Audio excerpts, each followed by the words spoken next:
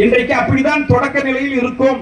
ஆனால் தோழர்களே, உச்சி மீது வானிடிந்து வீழுகின்ற போதிலும் அச்சமில்லை அச்சமல்ல என்று நம் பார்கவி பாரதி பாடிய சொல்லுக்கு ஏற்ப இந்த நாட்டில் நமக்கு எதிராக எவ்வளவு பெரிய அடக்குமுறைகளை இந்த ஆட்சியாளர்கள் ஏவி விட்டாலும், கால் முறிந்து கை உடைந்து இதயம் பிளர்ந்து தலை துண்டாகி துடிதுடித்து இறந்தாலும் என்னைத்தவரை என் எதிர் சமூகத்திற்காக, அவர் வாழ்க்கைக்காக, அரசு பள்ளிகள் லட்சோப லட்ச ஏழை எளிய கூலி தொழிலாளிகள் அடுத்த வேளை உணவிற்கு வக்கற்று வழியற்று கோயமுத்தூர், பெங்களூர், நாய்க்கன்பட்டி என்று சென்று கரும்பு வெட்டி கிழங்கு பிடுங்கி கட்டிட வேலை செய்து தன்னுடைய குடிசை வீட்டில் இருக்கிற நான் பெற்ற பிள்ளை ஒரு பட்டதாரியாக மாறி இந்த அரசு பணியாளனாக மாற்றுகிறவரை நான் ஓய மாட்டேன் என்கின்ற மிக உயரிய கனவோடு உழைத்துக் கொண்டிருக்கிற கூலி தொழிலாளி வீட்டு பிள்ளைக்கு இன்றைக்கு இருக்கிற அரசு பணிகளை தனியார் மயமாக்காமல் அப்படியே அவர்கள் கையில் கொடுத்து விட்டு செல்லுவதும்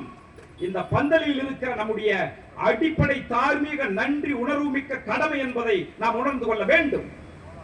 அந்த உணர்ச்சி பெருக்கோடு நடைபெறுகிற இந்த போராட்ட இயக்கத்தில் நீங்கள் பங்காற்றுவது, செயலாற்றுவது, இங்கே சொல்லுகிற கருத்துக்களை கடத்துவது, அவர்களை ஒன்று திரட்டுவது, அணி சேர்ப்பது, அரசு கோரிக்கை ஏற்க மறுத்தால் இந்த அரசுக்கு எதிராக அறப்போராட்டத்தை நடத்துவது என்கின்ற உந்துதலோடு நீங்கள் களத்தில் இருக்க வேண்டிய தேவை இருக்கு.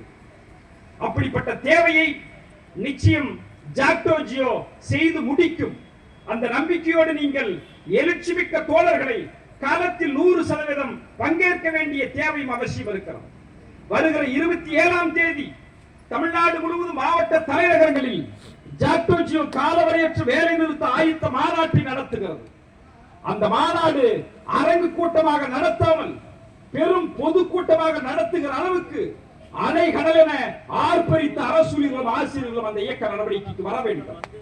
ஒருவேளை அரசு அழைத்து பேசி மீண்டும் வாய்தா சொல்லாமல் கோரிக்கை ஏற்றால் ஒழிய வருகிற ஜனவரி 6 இந்த நாடு திரும்பி பார்க்கிற 1988 போராட்டம், 2003 போராட்டத்தை போல் அதையும் மிஞ்சுகிற மான உணர்ச்சி மிக்க வீரர்களின் போராட்டமாக நாம் வருகிற ஜனவரி 6ஆம் தேதி நம்முடைய வாழ்வாதாரத்திற்காகவும் ஏழை எளிய வீட்டு பிள்ளைகளுடைய வேலைக்காகவும் நடத்துகின்ற அந்த காலவரையற்ற வேலை நிறுத்தத்தில் நீங்கள் எழுச்சியோடு பங்கேற்று கோரிக்கை நிறைவேறுகிற வரை களத்தில் இருக்க வேண்டும்.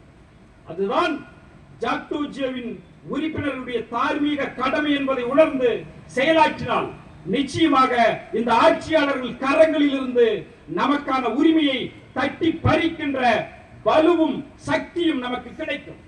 ஒன்றை சொல்லி நிறைவு செய்ய விரும்புகிறேன். தோழர்களே,